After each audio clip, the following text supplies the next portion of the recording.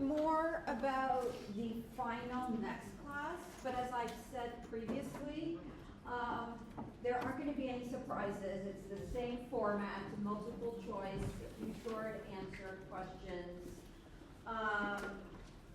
It will be designed to be the same length as all the others, but you will be taking it during class time when you get, I don't know, almost 3 hours or something. You get like double the time.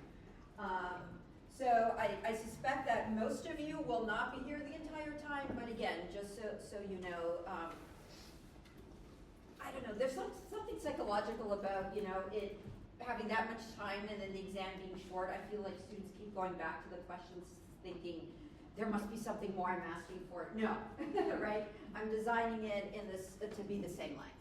Okay, and I'll say more, and if you have other questions about it, let me know next time, but I want to get to the final topic for the course, which is number development. There will be your last reading assignment due tonight on this topic, so remember that, it's your very last one, where you are in that chapter reading about number and its development. So the last time I mentioned that it's obviously important to understand what we know about numbers. Numbers are all around us. They're crucial, particularly in technological societies like ours, with lots of technical advances, devices, complex engineering in the surrounding environment. All of that is because of our capacity for understanding numbers and to do math, right? So those are the issues we're going to talk about today. But it doesn't start with complex mathematical thought. Right? That's not how we start. We start with more primitive understanding in relation to quantity and number. You saw that even a monkey shows sensitivity to quantity, which you saw last time in the video. Today I want to sort of build off of that capacity that you saw in the monkeys. So the plan for today, I have an outline for today's lecture. The plan for today, why isn't this working?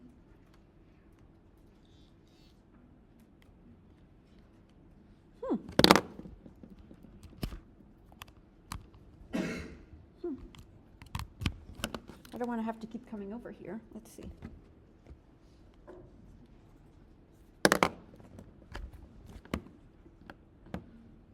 Oh, okay.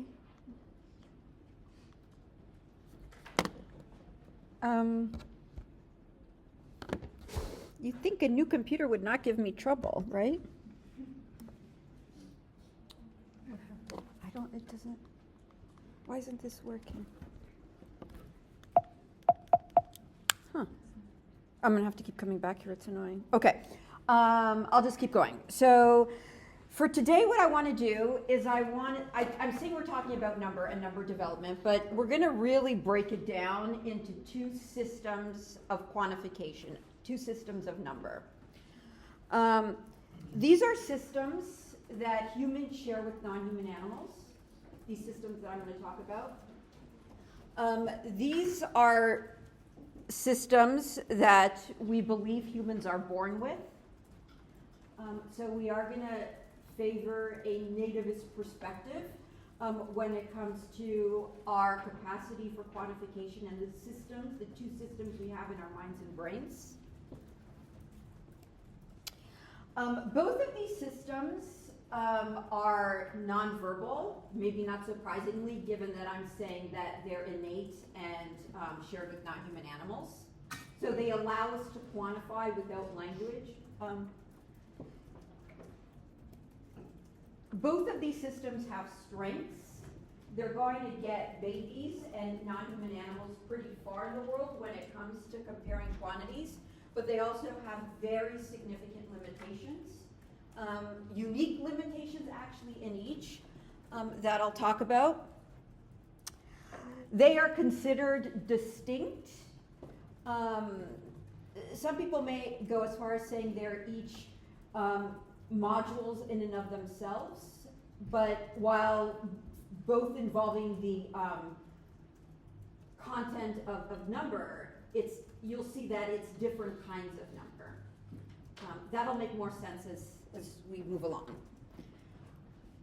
Okay, and I want to make the argument that even though they're shared with non-human animals, that they will serve as the foundation for what will make humans unique, for what will allow humans to engage in mathematical thought in a way that that monkey who was clicking small versus large numbers will never be able to engage in, right? Mathematical thinking. Okay, so it'll serve as that foundation.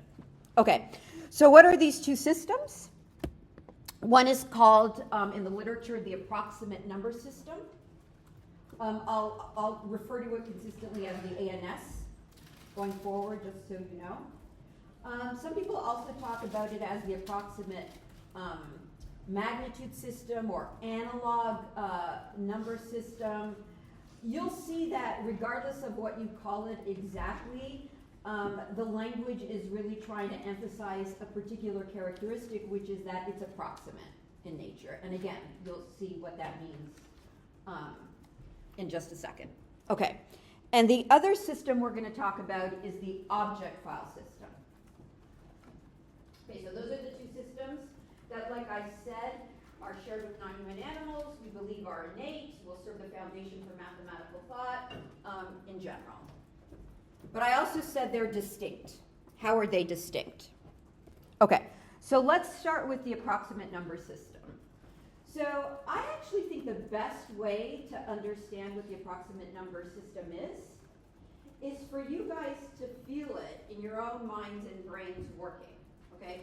So I'm going to do a demo that will require that you use your approximate number system. Okay, so the way I'm going to do this is I am going to quickly present. Showed you was this one 15 to 5, pretty big difference. It's a threefold difference, right? That was easy. Here's the second one. This one is 20 and 10. Not as easy, but still pretty easy for adults like you, right? So a twofold difference. Here's the third one that several of you confidently said red, even though I know you're probably not that confident. When I flash this quickly, it's very hard to figure out which one is larger, right?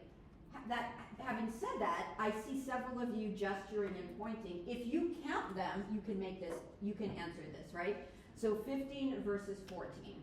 So it is red, but by 1. It seems unlikely that those of you who said red knew that, right? So this is a case where if I prevent you from counting, which I did on these 3 demonstrations, if I prevent you from counting, you have to rely on your approximate number system to do this discrimination, right? So I'm trying to make you like a baby or a monkey where I don't allow you to use your symbolic reasoning, your counting skills, 1, 2, 3, 4, 5, right, to do this. And it turns out you don't have to, because for the first couple, you were all, right, really confident about it. That's your approximate number system working. When you look out into the world, you don't actually count and you decide which bag of apples to grab, right? Which line in the security line to get into, right? That will be faster. That's what you're doing. You're relying on your approximate number system. Okay. So in saying that some of these demos were easier than others because the difference was larger, what we're also saying is that the approximate number system follows what's known as Weber's law. Okay, this is a very robust phenomenon in psychophysics, Weber's law, which is that the bigger the difference between 2 items, the easier it is to discriminate, right? So imagine holding 2 things. One is really heavy, the other one's light, right? That's an easy thing to discriminate. You're like, this one's heavier than the other. As the difference gets smaller and smaller, and they're more equal, the more difficult the discrimination is to make, right? So Weber's law exists out there in the world as a way to quantify how hard discrimination can be, right? When you don't have language or tools to do the exact measurements. So number, and the approximate number system follows Weber's law, so that discriminating numbers is easier when the differences are larger. More specifically, something like 5 versus 15 is easier than 14 versus 15. What we mean by easier is that you're going to be more accurate at making that judgment, and you're also going to be faster at making that judgment. So typically in these experiments, when we do them formally, unlike when I'm just doing a demo in class, we're measuring people's accuracy and their RTs at making these discriminations, right? We prevent people from counting, we say which one is larger, and then we, again, measure accuracy and RTs. And when you do both, you see evidence for Weber's law. You see data that look like this. So this graph is showing you ratio. So that's the difference between the two displays. This ratio, 0.1, is 2 versus 20 dots, right? That's very easy compared to the ratio of 0.9, 19 and 20, right? And what you can see here is percent correct. Here I'm not showing you RTs, but I'll tell you about that in a second. Percent correct, meaning that the easier the ratio, the better the performance, and then it falls off. This psychophysical function is Weber's law, okay? And if you were doing reaction times, what you would see is faster reaction times for this and slower reaction times for that, consistent with the idea that performance varies as a function of difficulty. So what's nice about this is the very clear effect that you get. The green is humans. The other thing I want to point out here is these experiments have been done with monkeys, like the one you saw in the video. And their performance is almost exactly like human adults, right? And these are smart human adults, right? These data are coming from Duke undergraduates, right? They're not dummies. Clearly, this is a capacity that even a monkey can excel at and show that they excel at in comparison to a smart undergraduate, showing you that this system is available to different animal species, and at least in humans, available throughout the lifespan, because the adults are using this system as well. Question? Is this only ever tested visually? Yeah. No. It's tested a lot in vision, but you can test it in audition. That's another popular one where you like your beep, beep, beep, beep, beep, beep, beep, beep, beep, beep, beep, beep, beep, right? And you have to judge which one is larger. You get the same effects in the auditory modality. So it does look like this is cross modality. The system isn't just in vision, it's in other modalities. There's some reason to believe that, I'm going to talk about precision in a little bit, that the precision is a bit better in vision than in other modalities like audition. And we can talk about what that means in a bit. They've also done it in haptics. You see the same thing where, again, you're feeling like little bumps here versus bumps there, and you show Weber's law. In haptics, it's much worse though, the discrimination capacity, but yeah, it shows up in other modalities. The other thing I want to point out here is that the reason we say ratio, and why it's ratio that Weber's law abides by, is because there are also separate effects for distance and what we call magnitude, okay? So if you hold distance constant, so in other words, if the distance is a difference of, let's say, 5, right? If the distance is 5 versus 10, right, compared to, let's say, 15 versus 20, same distance, right, but harder when it's 15 versus 20. Because the distance of 5, or any distance, becomes harder to discriminate the bigger the values. So that's why what we're doing here is computing ratio, which takes into account both the distance of the items and the magnitude of those items, right? So 5 versus 10 is easier than 15 versus 20, even though the distance is 5, because the ratio is smaller for 15 versus 20. Make sense? Okay. Question? No? Okay. So to summarize the ANS, like I said, it's cross-species, so we think about it as evolutionarily primitive. I only showed you the video with the monkeys and only the data for the monkeys, but in almost every animal that has been tested on whether they have an ANS, they show evidence for an ANS. There's evidence in monkeys, rats, fish, lizards, you name it. There's an ANS system that they rely on to do discrimination. One of my favorites happens to be a paper from my own lab where we did it with dogs. It's my favorite because with a lot of these other experiments, the animals get a lot of training, right? That monkey, right, looked really cool and good doing the whole small versus large, but that monkey had been trained on thousands of trials, right, before they got to that ease with which they could discriminate and do small versus large. The dogs were cool because the dogs were actually tested in the MRI machine. So it was a brain scanning experiment to see whether the dogs and their brains, the part of the brain that we think is involved in representing approximate numbers, was also there for dogs, not just humans.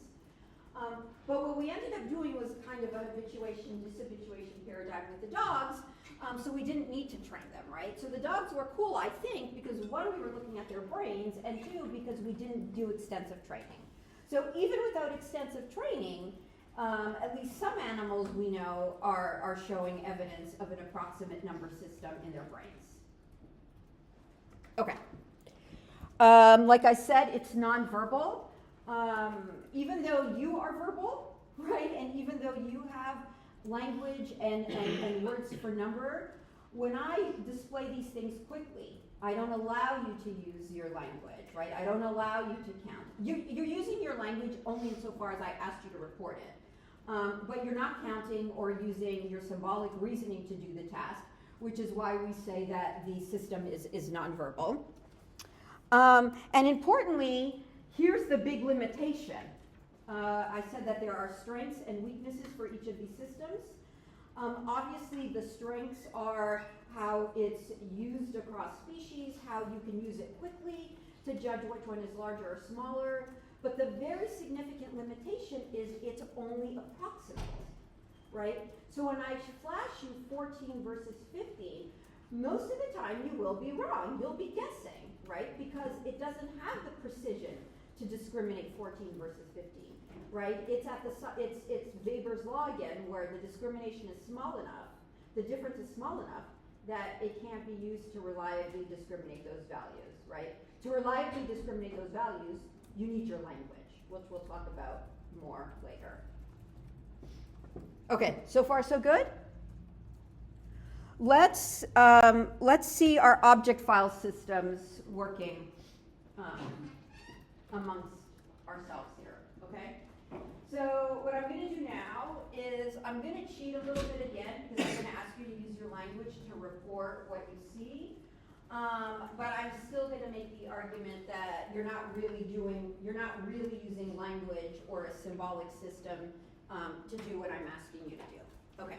So what I'm going to do again, quickly, I'm going to flash dots. But this time I want you to shout out the number of dots you see. Okay, don't worry. I don't think. We'll see. Okay, let's try one. Let's go quickly. Ready? Started with, you got it right. Here's the next one. You got it right. Here's the next one. Right, right, right. What do these have in common? They're really small numbers, so it's small numbers. Very fast at counting them versus Yeah. like 20. They're small numbers. So this is the object file system.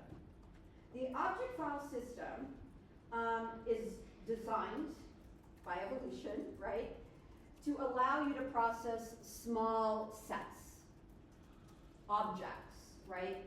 With the approximate number system, we weren't talking about objects, even though there are objects there. We were caring more about the ensemble of items and the number that was there as the ensemble. Here we're talking about objects and dealing with a number of objects that we can manage and quantify. So the object system has been designed to allow you to quickly and accurately identify the number of objects, but only up to a certain number, right? Once it gets past that number, you're not able to use it anymore, right? So you actually did get 4 here. Generally speaking, the object file system works up to about 4, maybe a little higher. There are individual differences in relation to that. There are also cross-species differences. But in general, you would never really go above 6, for example, for the object file system. The object file system works for numbers smaller than that. There are ways in which chunking can start to help you. I didn't really do it here, but the object file system can sort of increase its capacity if you conceptually chunk information, right? So if I had, you know, all of these be red up here, these are blue, right? If you can chunk it visually the way you were chunking for working memory, you can up the number of individual items that you can track. But it would have to be chunked based on similarity of things like color, orientation, or whatever, right? So those things can help you increase the capacity of the object file system, but it would have to be these systematic perceptual cues that allow you to do perceptual chunking. Otherwise, you're not going to get that high. Okay. So what are the characteristics of the object file system? Like the ANS, it is evolutionarily primitive. We see it across species. I'm not showing you an example from monkeys or other animals here, but trust me, again, if you can test the object file system in other animals, it is there. It's there in monkeys, in fish, in chicks, and so on.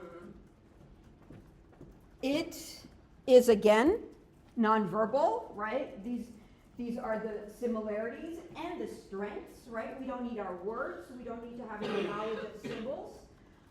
We don't need any education to be able to use this object file system to go out in the world and quickly see where 3 versus 4 is without having to engage in accounting or use our language, right? The big limitation, not limitation yet. The other big strength, unlike the ANS, is that it does have precision, right? The difference between 3 and 4 is not a trivial ratio, but you can make that discrimination. Sometimes, you know, you'll see, and I'll show you data from babies, they can't discriminate on a 2 to 3 ratio for large values, but they can 2 to 3 objects, right? So they might not be able to discriminate 4 versus 6, but they can 2 versus 3 because it's within the object file system. So there is precision here. The big limitation here is, as we said, it's only up until a certain number.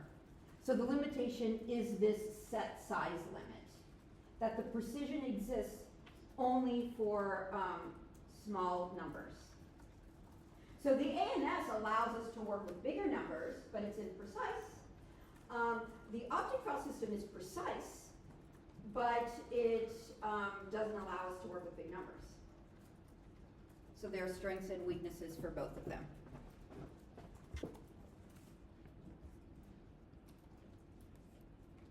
Okay. So I've shown you the ANS working in yourselves when I did the demo. Again, we've seen it in monkeys. What about babies? What's the evidence that even babies have an ANS, that this system is innate, right? That we are born with this system. So I'm not going to show you data here from newborns, but I am going to show you data from 6-month-olds. And it is a classic experiment that was done with babies. It was done with 6-month-olds. They used a habituation-dishabituation paradigm. And they basically were trying to figure out whether babies' performance was consistent with Weber's law, right? Because remember that the signature characteristic of the ANS is that it abides by Weber's law. That even if you're discriminating different large numbers, it should be harder when the ratio is harder between the numbers, right? So that's the signature, yeah. Couldn't you use like the change detection paradigm to like? You can, and I'm going to show you an example of it too. Okay. Change detection actually came later. The first version to ask about ANS in babies was habituation-dishabituation. So this is how it was set up.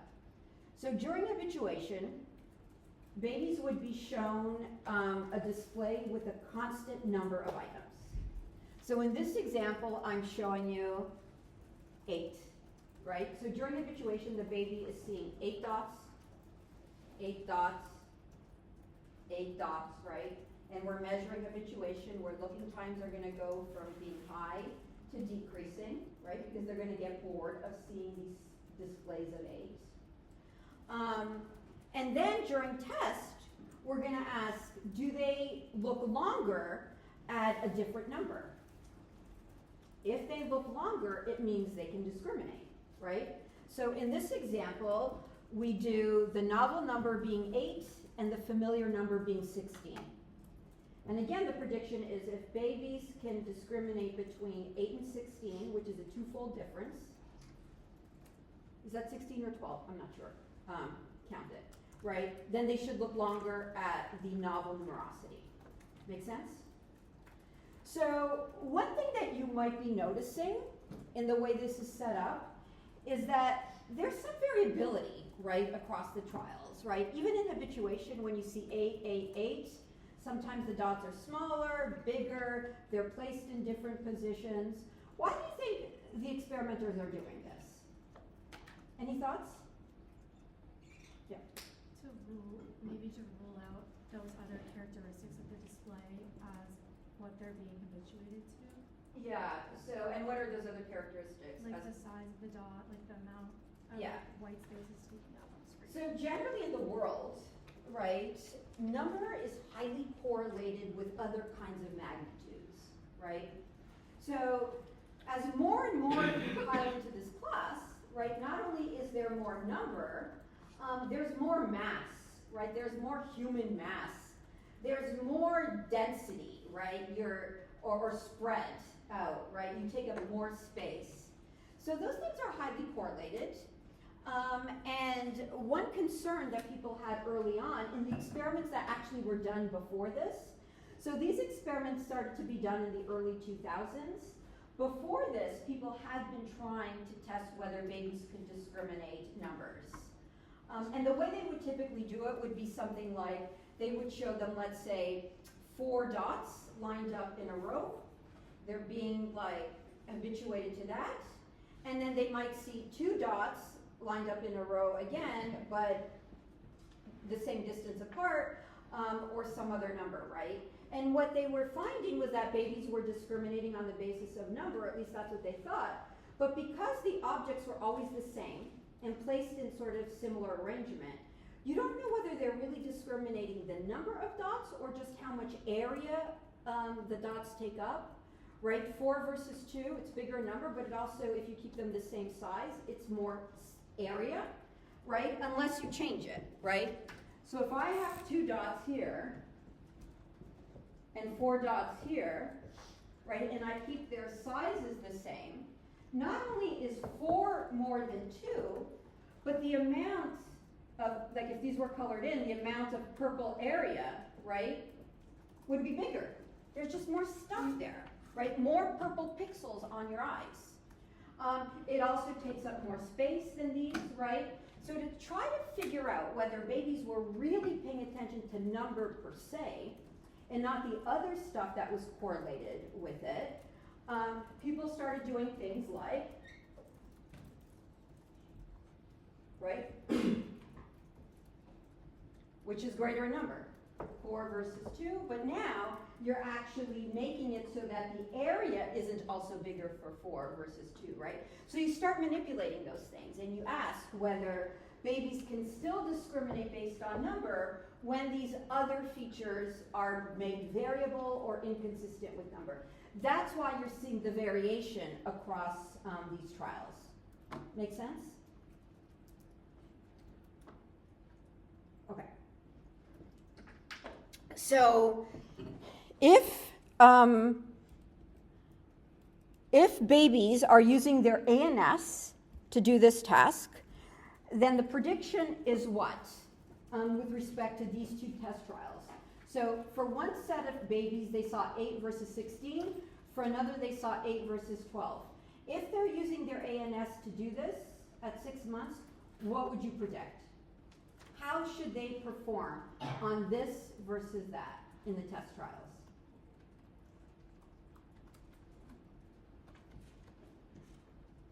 How would you perform? Is one easier than the other? 8 versus 16 is easier than 8 versus 12. Again, that's Weber's law. It's about the ratio. And so one prediction is that, for example, maybe they would dishabituate to 16 dots when it's different, but not to 12. Because maybe that one is beyond their capacity, at least at this age. Okay? And that's what they found. They found that in the 8 versus 16 at 6 months, babies look longer at 16 compared to 8, but they don't in 8 versus 12 at 6 months. So at 6 months, what this tells you is that the ANS is working. It's abiding by Weber's law. It's also telling you something about the precision of the ANS. It means that the ANS can discriminate twofold. Differences have to be at least twofold, right? You have to have it has to be 5 versus 10, 10 versus 20, 20 versus 40, right? Those are the differences it needs to be able to make the discrimination. That's the idea. Was there a question? Yeah. If they're looking equally at both, would it not also insinuate that they're like confused about it? Like trying to figure out if they start looking between both of them? It means they can't discriminate it, right? So remember that, in the very straightforward example of like habituating a baby to circle, circle, circle, and then testing them on circle versus square, if they don't look longer at the square, then they can't discriminate them, right? So here what it says is if you only did 8 versus 12, you'd say they can't do this, right? They cannot tell the difference between dots that vary in number, right? And you might even say, well, or you might think from that, well, the ANS doesn't exist in babies, or, really when we do these kinds of discriminations, we need language, we need more experience or something like this. But importantly, they did find success in the case of 8 versus 16. So it suggests here that the ANS is operational, but it needs this difference. It needs the difference of 8 versus 16, of that twofold difference. It also means that if it does 8 versus 16, it should be able to do 8 versus 20, 8 versus 30, right? Because those differences are bigger and easier. I should also point out that in terms of the experimental design, well, let me make sure you guys are retaining stuff from earlier on in the course, right? So this is one condition for 8 versus 16. What would have been the other condition? So half the babies would have been tested on this. What are the other half of babies seeing? Yeah.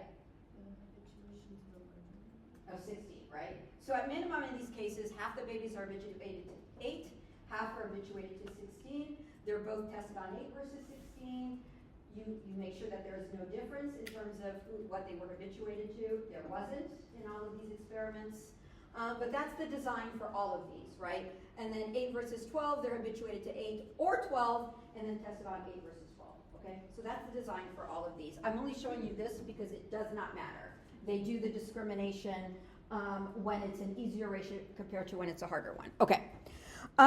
So what's also nice about this work is that evidence for an ANS in babies is not limited to habituation, dishabituation. We can do other kinds of tasks and also show the ANS working in these babies. So you may remember change detection. You may also remember this baby. And I think it'll make more sense to you now, even in terms of what's happening, right? So this baby is seeing 10, 10, 10, 10, 20, 10, 20. He's 6 months. And there he is looking longer at the one that's 10 and 20 with a numerosity change, right?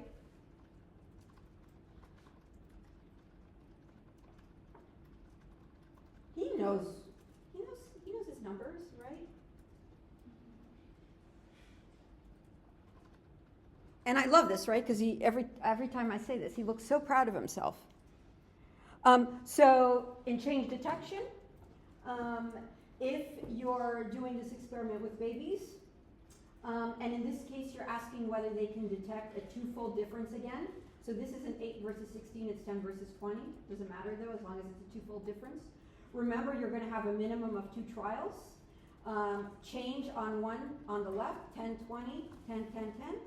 You're going to have another set of trials where it's 10, 20, flipped in terms of left and right to make sure that this baby just doesn't have a preference for left, things on the left.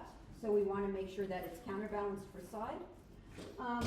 We also end up doubling the trials because in this case, the constant display was 10, but you could have it be 20. Right? So in this case, really at minimum, you have 4 trials of about 45 seconds each, and you measure babies' looking times, and then you see across babies, across these trials, what do they look like? And again, this paradigm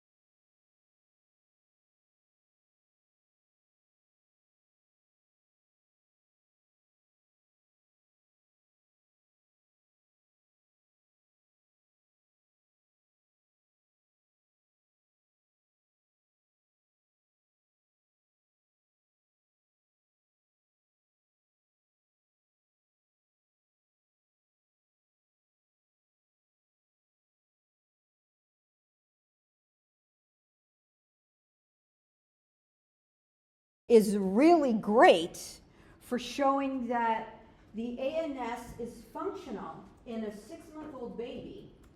And we know it's functional because it abides by Weber's law. Again, it's showing the signature characteristic. So what I'm showing you here is for 6-month-olds, that this is on the top.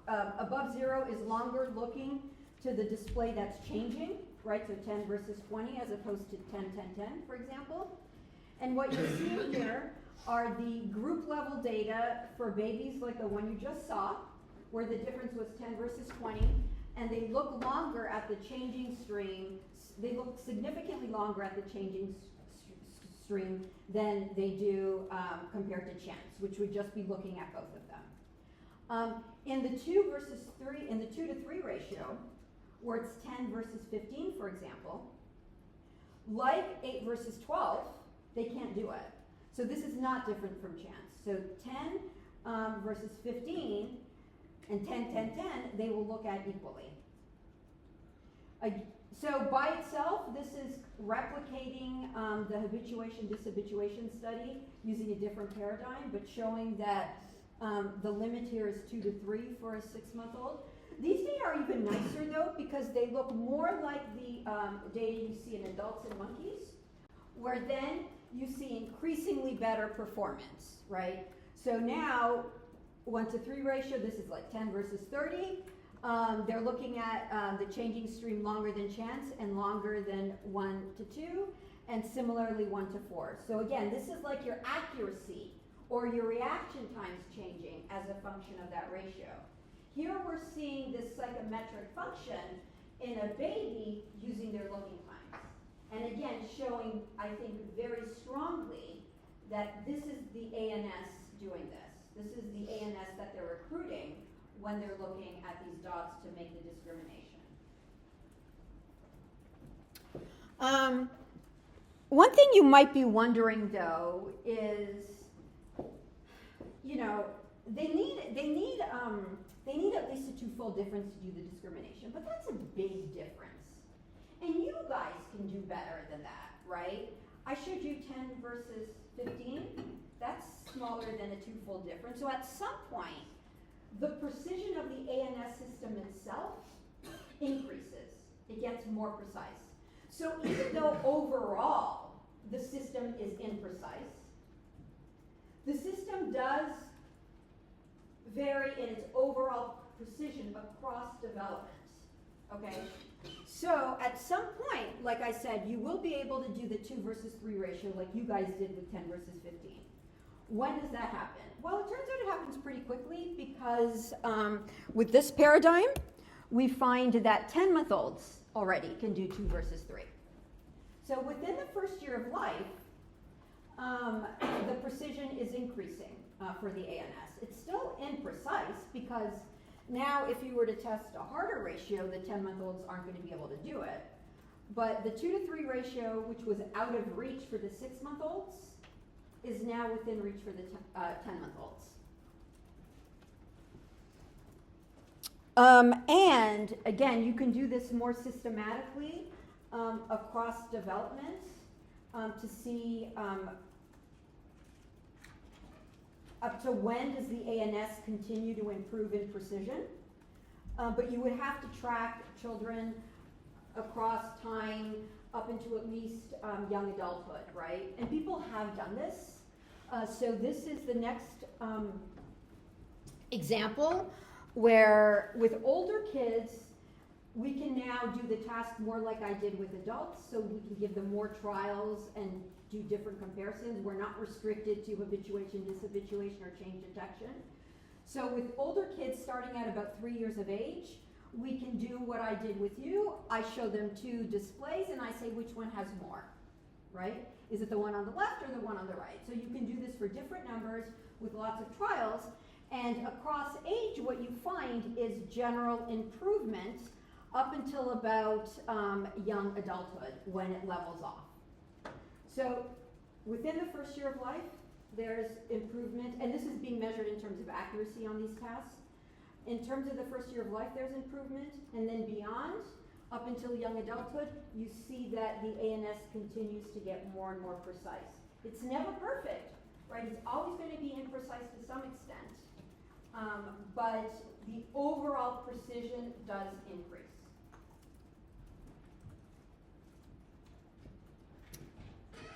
What I'm not showing you here, that I'll talk about a little later, is that within each of these age groups,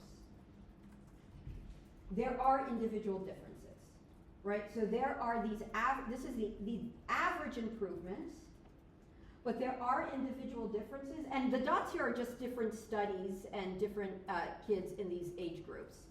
So if these were different kids, you are seeing that there is variability, right? Even though the average of the 7-year-olds is better than the 3-year-olds, there is variability. There are some 7-year-olds who look like 3-year-olds, right? Are those individual differences meaningful, or is it just noise, right? Are they just variable, noisy data? They're not perfect. For them to be meaningful, we would have to find a way in which those individual differences are predictive, right? Maybe those individual differences tell us something about mathematical reasoning and other things related to mathematical reasoning. I'm not going to show you the data yet, I'll show you later. They are predictive, so the individual differences are meaningful. People with more precise ANSs do better on certain tasks that I'll show you later. But those, like I said, there are those individual differences. What I'm also not showing you here is what happens before 6 months. So at 6 months, I showed you that you needed a difference, a twofold difference to do the discrimination. 10-month-olds were doing better. 10-month-olds could now do 2 to 3.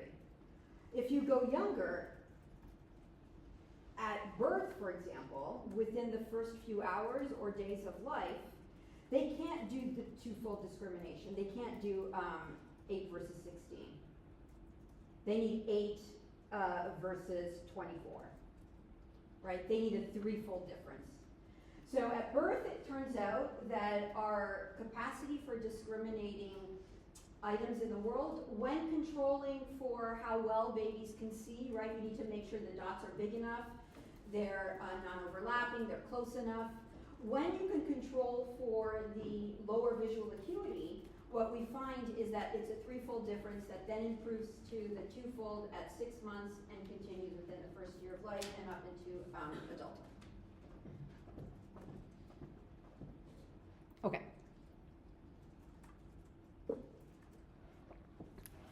Any questions about this? Any thoughts about what might be leading to the improvement in the ANS? Why does the ANS get more precise? Yeah. Exposure or just being able to shape or prevent survival or not. But what's causing the change? Just more exposure, experience, maybe seeing more and more? Yeah, maybe. I know it's nonverbal, but is exposure to language important at all? Yeah, that's been highly debated, right? So on the one hand, because it's nonverbal, we say no, it shouldn't be. But maybe there's something about experience with language that can change your experience with these visual displays that could potentially help improve the precision. So that has been put up there as a possibility. Any other thoughts?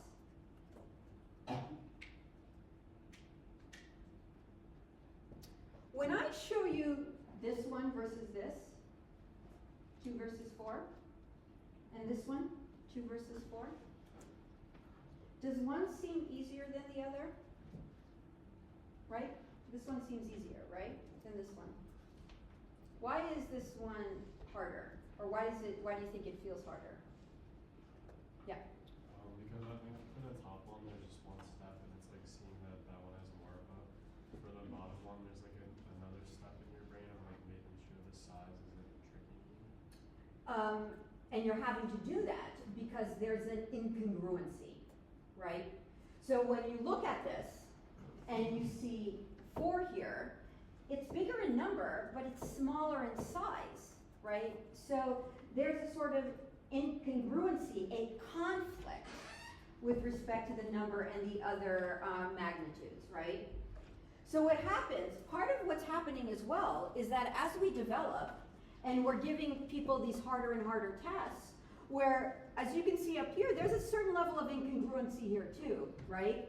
The larger number, there's smaller dots. The area is actually roughly comparable to this, right? So it's not fully congruent insofar as it's not, you know, this number of dots is smaller, takes up less space than the larger number of dots, which is taking up more space and are bigger, right? So the level of incongruency we also think requires a certain level of inhibitory control, where you have to kind of override that conflict. So part of it can also be that the precision gets better because you can do better with inhibitory control in terms of overriding some of the conflicting information when you're tested on these tasks.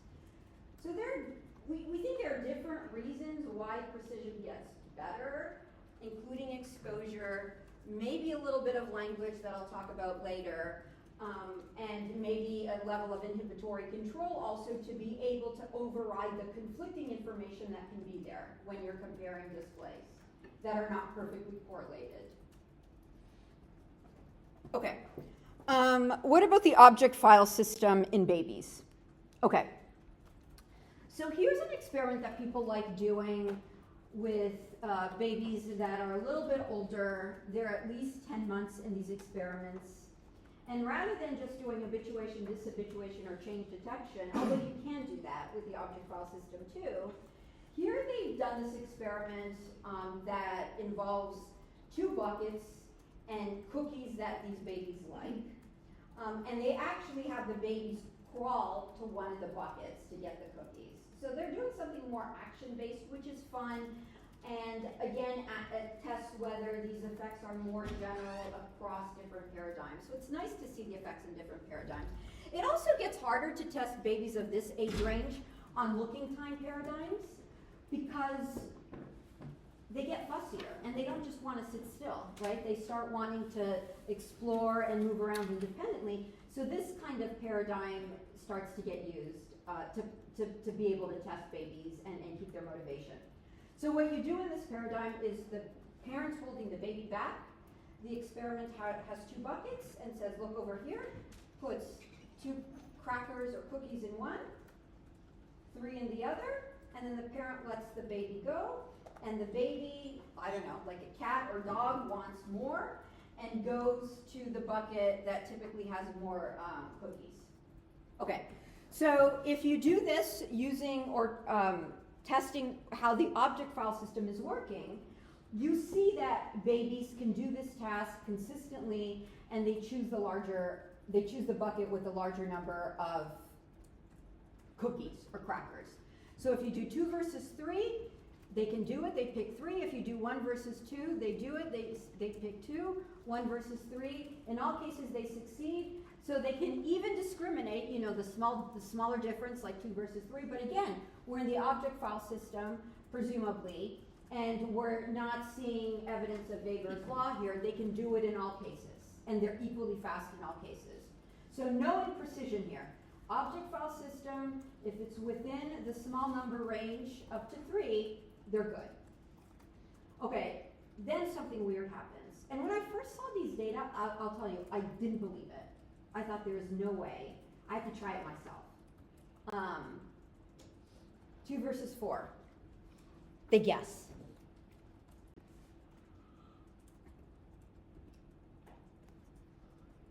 Oh, I'm missing the bullet here where I'm basically telling you that they don't talk to each other. But this is similar to when we talked about geometric module, right? We had a geometric module that was processing the geometry. Then you get language. Then you get a landmark, and the landmark doesn't get used, right? They don't interface. So even if you could use landmarks in other cases, when geometry is being recruited, they're modular and they don't interface. I did talk about how they later interface when we have language. I'm going to say the same thing here in just a bit, right? But at least initially, with young babies and monkeys who don't have language, you have 2 systems of quantification, an object file system and an ANS, that can each work independently but don't talk to each other. And so as a consequence, you get this really weird pattern of behavior, right, where the difference is even bigger in these cases, 1 versus 4, bigger than any of these, and 2 versus 4, which is equal to 1 versus 2, and they can't do these, but they can do the others, okay? Now, you obviously would not be tricked on this, right? Unlike a monkey and unlike a toddler, if I give you 1 versus 4 crackers, you're going to pick the box with crackers, even if I don't let you count, right? So again, something changes along the way. What is that? We're going to talk about language in a bit, and we're going to talk about how language may be allowing these 2 things to integrate in specific ways. But before you have language and number words, these 2 systems seem to be independent and incompatible. weird little quirk, right? That we're born with both, non-human animals have both, and this weird limitation of they don't interface, which causes these errors. Okay. So, like I said, eventually, though, we are going to be able to do that. Hold off on that just a second. I want to just make a more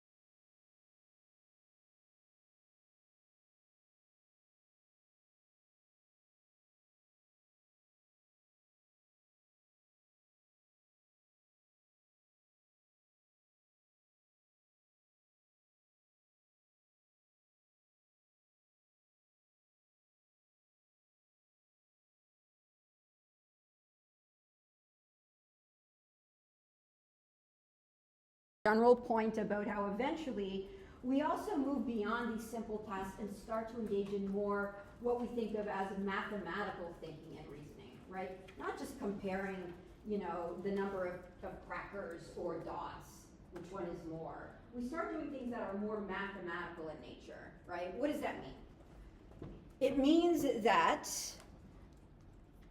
we will start using symbols for our quantities. We will start using numerals, Arabic numerals, number words. We'll start to do computations, adding and subtracting. We'll start to develop facts about numbers and mathematical operations, like when we learn our multiplication tables. And this kind of thinking will also interface with other systems of emotion and motivation, right? There will be affective factors like anxiety, which will affect our mathematical thinking as well.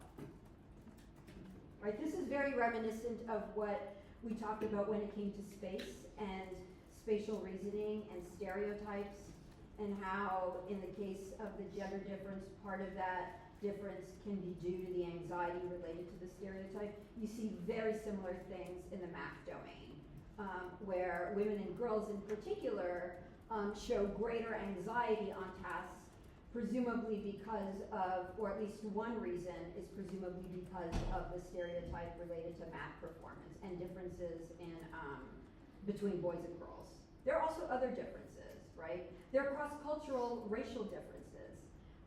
So for example, if you show kids, you know, a picture of a girl versus a boy, and you ask who's better at math, they're more likely to say the boy, even though in the real world, girls are actually getting better grades in math early on in school. It's a sort of interesting thing that despite the better performance in school, there's still this stereotype that is pervasive, that the ability maybe is more,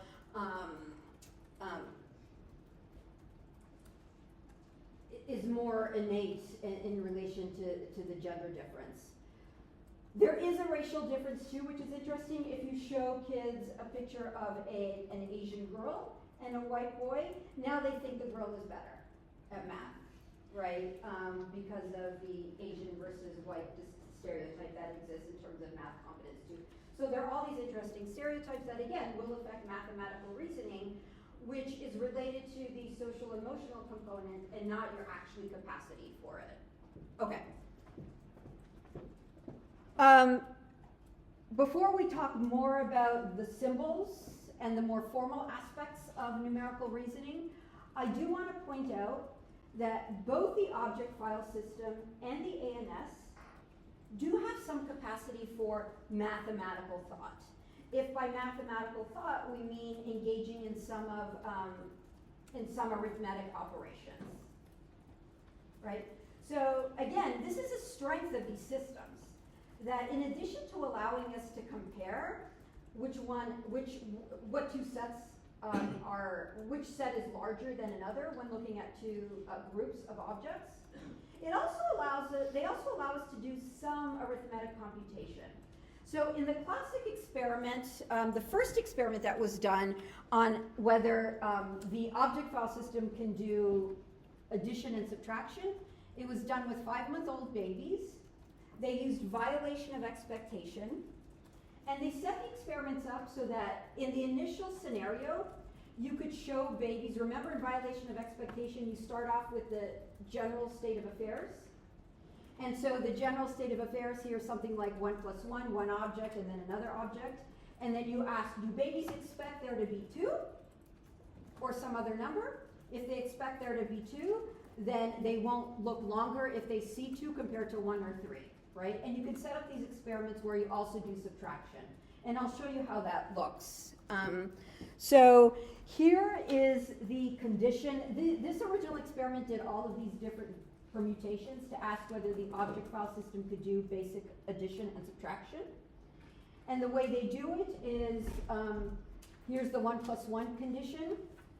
They put one object up on stage, they cover up the object, then they bring another one, so that you're having to do this computation mentally. You can't just see 2 objects, you saw one, the addition of another. So the question is, what happens, what do babies expect is behind this screen here? And then you either do the possible outcome, where they see 2, or the impossible, where you see 1 or 3. If there's violation of expectation, then there should be longer looking to the 1 or the 3. And that's what you get in all these experiments, that babies can use their object file system not only to track whether 1 is different from 3 or 2 is different from 3, but to add or subtract within that small number system, to keep track of 1 that and then another, meaning that now there's 2, or if there's originally 2 and you take 1 away, now there's only 1, right? They can do this. So this is one demonstration of the object file system doing arithmetic, both addition and subtraction. But the ANS does it too, right? So you can do versions of this for the ANS and ask whether the ANS does addition and subtraction. The way they did it here was you might see objects show up on a screen. So for example, 5 objects show up on the screen. Then there's an appealer. Remember, you don't want them to see it directly. You have to see whether they can mentally compute it. And now you add another 5. And you ask, okay, so that's the addition condition. And then you ask, do they expect there to be 5 objects or 10? If they can do the addition, they saw 5 initially, 5 goes behind the screen, they should think there's gonna be 10, right? So they should look longer if there's still 5 there. And that's what they find. So you can do this for addition, you can also do it for subtraction, and you get longer looking to the unexpected outcome when it comes to the addition or subtraction. But why am I saying this is the ANS? Why did I show you the object file system one first, and then I said, and now this is the ANS doing it? Why don't I just talk about this as, you know, sort of mental manipulation, keeping track of different numbers? Who cares whether it's the ANS or object file system? Maybe it's the same system, there's no difference. Why do you think I'm labeling this ANS in particular? Yeah. ANS can handle larger quantities of objects. Right, so we think it's ANS, one, because these are larger displays with a larger number of items. We don't think the object file system, we know the object file system in humans isn't dealing with these larger numbers. What's the other reason that this is the ANS? There are data here that I'm not showing you that would nail it in terms of saying this is the ANS at work, doing addition and subtraction. Look at the test trials. What am I showing you on the test trials? The 5 versus 10, right? If the ANS is working, you could change the test trials to test that, right? What would you do during test? So I showed you 5 objects, 5 more come up, and the outcome is 10, right? So that's the expected outcome. What would the unexpected outcome be if I really wanted to show that this is ANS? Here I'm doing 5. What would it be? Yeah, you make it a different ratio, right? Maybe now you do 10 versus 9. Maybe that's a little much. Even adults have a hard time with that. Maybe 10 versus 7, right? And if it breaks down according to the ratio, which it does, then you can confirm that it's the ANS doing the addition and subtraction here, right? Or that you can make it easier, right? That here's 10 versus 5, but maybe you make it 10 versus 20, right? Again, you look to see whether the operations that you can do also depend on the ratio. Also show Weber's law. Okay. So here, let me just show you here, they tested 9 to 10-month-olds. These were slightly older babies than the 5-month-olds I showed you with the object file system. As I said, they look longer at the unexpected outcome in both conditions, but as long as the ratio is discriminable, right, as we just said. So they can do 5 versus 12, but not a smaller ratio, which again is additional support for the fact that this is in fact the ANS doing addition and subtraction here and not the object file system or something else. Okay. So as part of mathematical reasoning though, so ANS and object file can do certain things that we consider mathematical thought, right? Arithmetic, addition and subtraction. But there are the other things I talked about, right? Like learning your facts, having number words. All of those are also going to be critical for building off of these foundational systems. These foundational systems that we're born with, object file and ANS, are great. They get you a long way, right? You can make discriminations out there in the world, right, without needing any language or number words, right? Like I said, you know which bag of apples to pick at the grocery store, the one that has the most. You know which line to get into to be fastest in security. That's your ANS and object file system working. But that's not enough because of the limitations, right? Some of the limitations we've talked about include the object file system not dealing with larger numerosities, the ANS not being precise, and then there's the fact that they don't even talk to each other when you need them to interact so that you can discriminate 1 versus 4 crackers. This is where we think language starts to come into play. And in particular, where numerical language comes into play. This is going to allow us to get more precision in a lot of different ways. Once we start using symbols for numbers, once we start doing counting in particular, counting is the game changer for humans. This is what is really, this is what gives us our uniquely human mathematical thought. At 3 years of age, we start counting in earnest. Most 3-year-olds love counting. Parents love teaching kids to count. We've talked about this before, right? You say to your little kid, show Dr. Lorenko you're counting, and they 1, 2, 3, 4, 5, right? They just go into like very proud, almost like a little baby proudly looking at 10 versus 20. The 3-year-old proudly counts, right? And like I said, this is the game changer. Now, one thing I've pointed out here is that, at least in cultures that have number words, and you might be wondering, what do you mean cultures that have number words? How can we be uniquely human in this mathematical way, and there be cultures that don't have number words? There are, and in particular, I'll leave you with this example. These are the Munduruku in the Amazon of Brazil. They do not have words for number. They have what look like words for 1, 2, and 3. Some people say it may go up until 5. But what's even weird about the numbers that they have, in some cases when it goes up to 5, is it's not even precise. And remember I said number words give you precision. It's not precise because their word for 3, for example, when they have a word for 3, and this is not consistent across all members of the culture, but when they have a word for 3, for example, it's like sort of 3, kind of 3, right? What do you mean kind of 3? It's either 3 or it's not. But for them, 3 sometimes refers to 2, sometimes to 3, sometimes to 4, right? So it is approximate. So even the number words they have are kind of crappy, right? Because they're only approximate and they're not precise. That said, they can do things that the ANS and object file system will allow them to do, right? That you can do this experiment with them and say which one is larger, and they'll answer it. But of course they can't, because they have an ANS and an object file system like we do, right? They can also do approximate addition and subtraction. If you put a certain number of dots in a can, and then you ask whether this has more than this, they can do this discrimination. Again, as long as the ratio is easy enough, right? So they can get by in the world using their ANS. They can also use their object file system, but they don't have precision. I think I've mentioned this at some point. I don't know if it was to you guys. People always find this very strange because they live in Brazil and they engage in trading with Brazilians, right? They have to. They don't have everything they need. They engage in trading, and people say, well, if they don't have number words and it affects their quality of life, then how do they trade with the Brazilians? Obviously, it's good enough. Well, no, because they get screwed all the time, right? They get cheated all the time, unfortunately.